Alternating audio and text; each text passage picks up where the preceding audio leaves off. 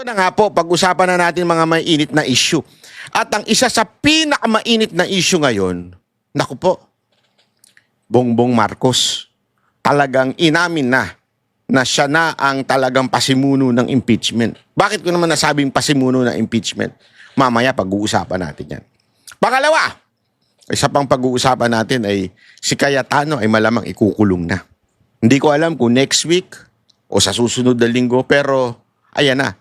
Mauunahan pa si Romualdez, hayop yan. Mantakin mo. Mauuna pang magkaroon ng ata ng plunder case si Cayetano kaysa kay Romualdez. Lintik yan. Lintik talaga. Kaya naman pala hindi pinangalanan ni Marcos yung sabi niyang dating speaker. Abay, si speaker Cayetano ata yun. Makukulong ang dating speaker. O kakasuhan si dating speaker. Akala ko naman si Romualdez. Animal.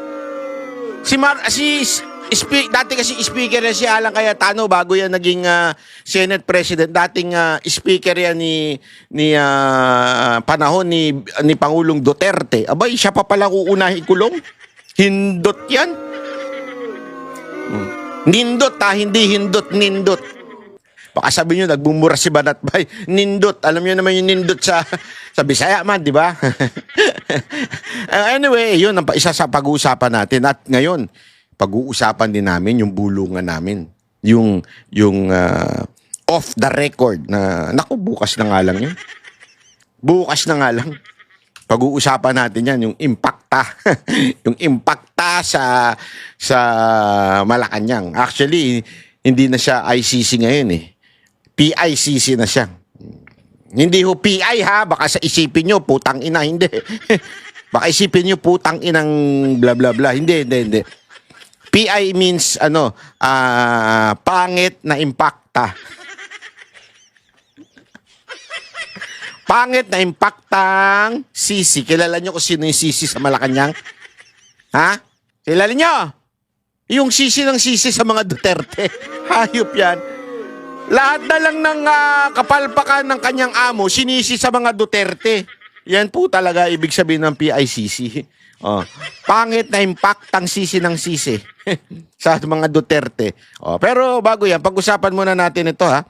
Kasi pinayagan na po ni Marcos na ilabas yung tax record ni BP Sara Duterte at mga bank accounts ni BP Sara Duterte. Kasi sa batas, presidente lang ang maaari na magpalabas niyan. Hindi porket pinirmahan at sinang-ayunan ng impeachment court ng Senate. Ibig sabihin ay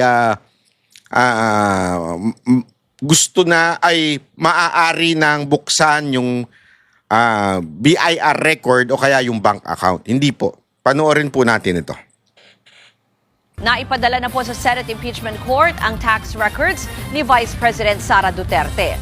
Yan ay matapos umanong pahintulutan ni Pangulong Bongbong Marcos. At live mula sa Malacanang. Take note of the word, pinahintulutan. When you say pinahintulutan, ano ibig sabihin yan? Pinayagan. Pag sinabi bang pinayagan, pwedeng hindi payagan? Tama, mali? Simple. Ibig sabihin, maaaring hindi pumayag ang presidente. Kasi, naalala ko, nung panahon ni Leni Robredo na gusto siyang i-impeach ng mga tauhan ni Pangulong Duterte. Ano sabi ni Pangulong Duterte? Stop it! Stop it! Don't bulay-bulay in your mind. Sabi niya, di ba? Kasi talaga naman, kahit anong gawin mo, yung impeachment ay isang political practice na kung saan pag hindi pahihintulutan ng presidente, hindi matutupad, hindi mangyayari. Hindi makakakuha ng boto sa Kamara, hindi makakakuha ng sapat na bilang sa Senado. Tandaan yan. Kahit sabihin pa nilang wala yan eh. Di ba naalala ninyo anong sagot ni Marcos nung tinanong, ang anak mo ang kauna-unahang pumirma ng impeachment ni BP Sara Duterte. Ano sinabi ni Marcos noon kay sinabi daw niya sa anak niya, sinabi niya na parang wala ka magagawa, it's part of the process, blah blah blah. Hindi, that's bull. That's bull. Chicago Bulls. Di ba? Hindi totoo yun. Kung talagang ayaw ng presidente, he can stop the impeachment. Ito, hindi nga ito in-stop eh. Umano na to. Lumevel up na po to. Ano ito? Ito po ay pagpayag na nakalikutin ang supposedly private bank account ng isang tao at ng BIR tax niya. Ito po pa ay legal? Yes, this is legal. This is according to the Constitution. Only the President can do that. Yung pirmahan ng pagbubukas ng isang tax record ng isang tao. Palalo ng particular na ho, yung inuusig. So, ibig sabihin ho dito, kumpirmado. Kasi pwede naman siyang sabihin na, ayoko yan. Wag nyo na, itigil nyo na yan. Ha? Tigil nyo na yung katarantaduhan ninyo. Pwedeng ganun eh. Pero ano sabi niya? Sige na, buksan nyo na yan. Gamitin nyo ng ebidensya yan. May expert report si Maricel Halili-Mase. Ano bang paliwanag? Bakit daw yan pinayagan ng Pangulo? Yes, Ruth, kinumpirma nga ni Palace Press Officer Claire Castro na nagbigay na ng clearance itong si Pangulong Bongbong Marcos para mabuksan ang tax records ni Vice President Sara Duterte at ng kanyang asawa na si Attorney Man Scarpio dyan sa impeachment court. Ang paliwanag kasi ni Undersecretary Claire Castro, hindi naman hahadlang itong si Pangulong Bongbong Marcos para palabasin ang katotohanan. Matatandaan natin na doon sa previous press briefing ni Undersecretary Claire Castro, sinabi niya na baka maging President itong pagbibigay ng clearance ng Pangulong Marcos dahil yung kanyang posisyon bilang Pangulo ay impeachable position din naman. Kaya pinag-iisipan talaga ng husto. Kaya lang, ang paliwanag ni Jose Castro, malinaw din naman ang hiling ng Senado at kabilang sa mga huling na mabuksan ang tax records ni VP Sara at ng kanyang asawa ay si Senador Ping Lacson. Kaya ang ginawa daw ng Pangulo, sumusunod lamang naman daw siya kung ano ang nakasaad sa ating batas. Pakinggan natin ang paliwanag ni Palace Press Officer Claire Castro. Magbigay siya ng kanyang approval sa BIR para mabuksan ang tax records nila VP Sara at ni Atty. Man Scarpio. Sa lahat naman ng pagkakataon, kapag ang Pangulo ay gumagawa ng naaayon sa batas pero merong tinatamaan, laging sasabihin nila, politically motivated. So Yun. saan pupunta? Saan gagawi ang Pangulo? Kahit ano pang sabihin ng iba. Basta ang alam ng Pangulo, siya ay tumutupad sa proseso, siya ay tumutupad sa batas, kahit siya pa ay paringgan. Sumusunod sa batas? Parang sira rin yung ulo nito ni, itong impact. Nako, ayoko sabing impact.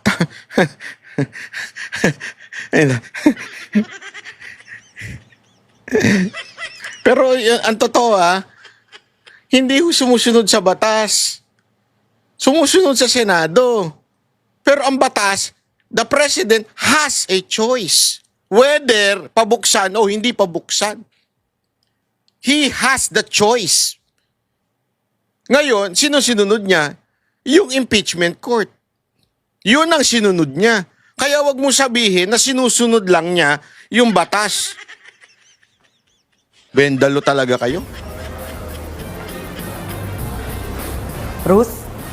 Mase, speaking of VP Sara, meron din kasi siyang pahayag na tinawag niya na tuta daw ni Pangulong Marcos at ni dating Senador Antonio Trillanes itong International Criminal Court o ICC. May tugon ba dyan ng palasyo? Oo, Ruth, binigyan niya na reaction ni Palace Press Officer Claire Castro kanina. Pero balikan lang muna natin yung naging pahayag ni Vice President Sara Duterte. Nagsalita kasi siya sa harapan ng mga supporters niya dyan sa The Hague sa Netherlands. At doon niya sinabi na tuta ang araw ng ICC itong sina Pangulong Bongbong. Totoo naman Tuta talaga.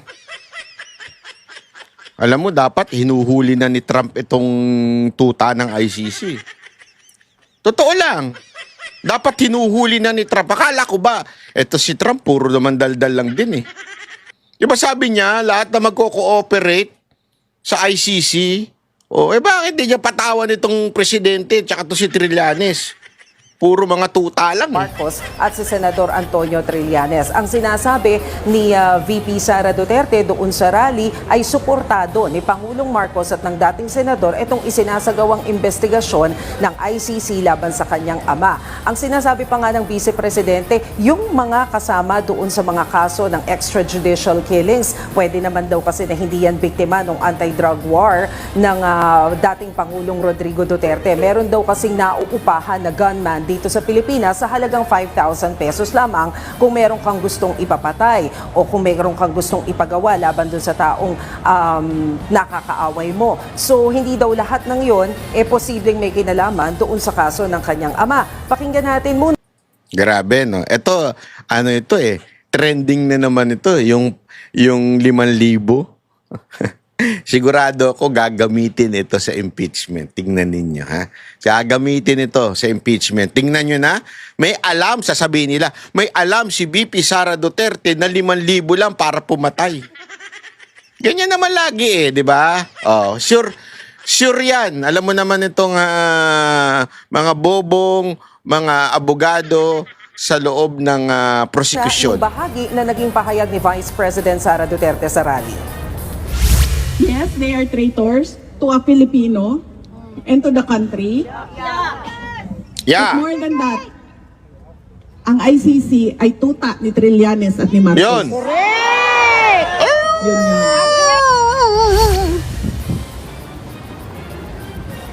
Pero syempre, Ruth, inalmahan yan ni Palace Press Officer Claire Castro. Ang sabi niya, nonsense, walang saysay. Etong mga pinagsasasabi ni Vice President Sara Duterte. Malinaw daw na walang kinalaman si Pangulong Marcos sa kaso ngayon na kinahaharap ni FPRRD sa ICC dahil yung kaso na isinampalaban sa kanya taong 2017 pa at hindi nakaupo sa Malacanang si PBBM nung mga panahong iyon. Pakinggan natin ang tugon ni Undersecretary Claire Castro.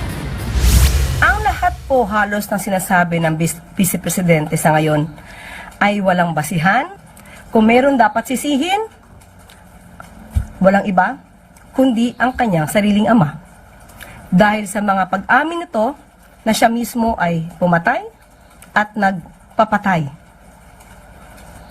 Kasama ang ibang mga co-perpetrators. Malamang ay ikinalulungkot lamang niya dahil ang ICC ay isang impartial court.